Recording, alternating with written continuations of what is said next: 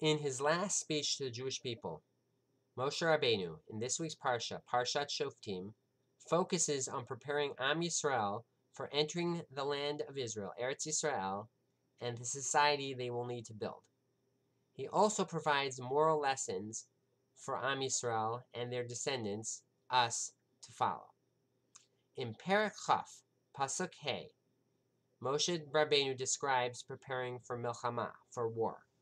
He describes Shotrim, officials prior to going out to a war, exempting certain people from participating.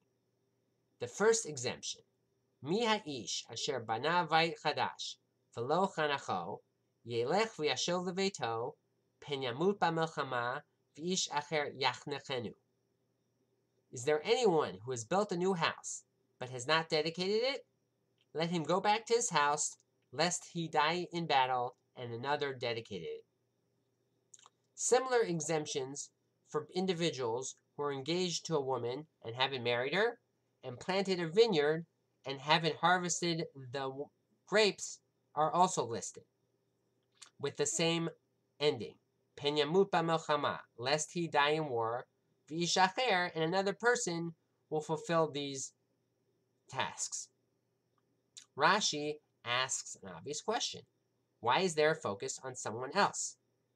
In his concise manner, he answers, V'davar shal agmat nefesh hu zeh, which is a matter that causes grief of mind.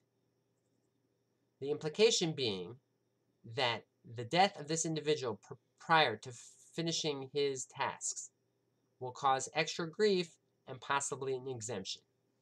However, this answer begs a stronger question. Yes, we are familiar in drama and literature about stories of individuals who die in battle prior to fulfilling all their wishes and dreams. However, in reality, we all know the greatest tragedy is the death of the individual himself. That is the prime tragedy. So again, why the focus of this extra causing of grief, of this agmat nefesh, and why the exemptions?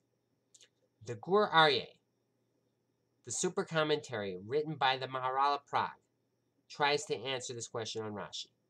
He says this agmat nefesh, this grief, is focusing on the individual himself, feeling this grief prior to battle and the potential loss that he will have, and therefore it will take his mind off of the battle, and therefore he is exempted.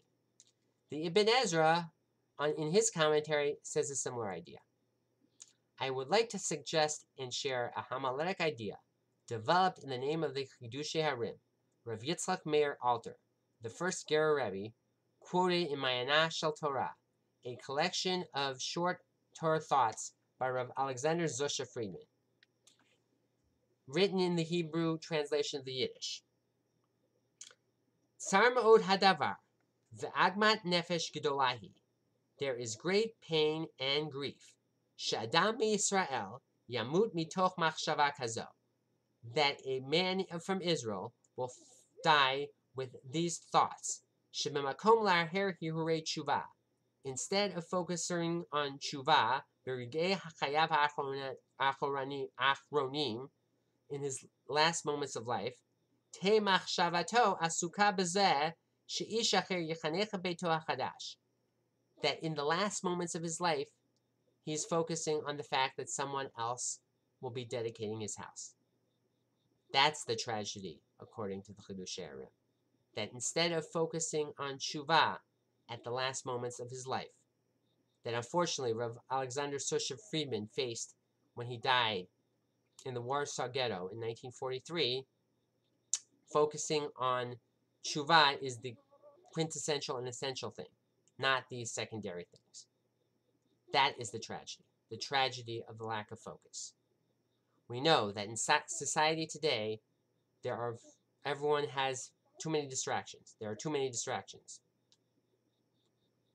That's why it's not surprising that there has become an extra emphasis on mindfulness, on focusing on the now. Judaism, though, and Chazal itself, recognized this many years ago by establishing Minhagei Elul, the traditions that we prepare in the month of Elul that started this past Sunday as we begin preparing for Rosh Hashanah. The Hasidic idea of Hamelech Basadeh, the king is in the field. Hashem is close to us. This is our time to focus on Shuvah, on focus on what we need to do to improve our lives, and not on secondary things. An idea one of my teachers in high school once shared with me, I think also gives off this powerful idea. Everyone is familiar with the famous tradition that we started last Sunday on Aleph Elul of blowing the shofar.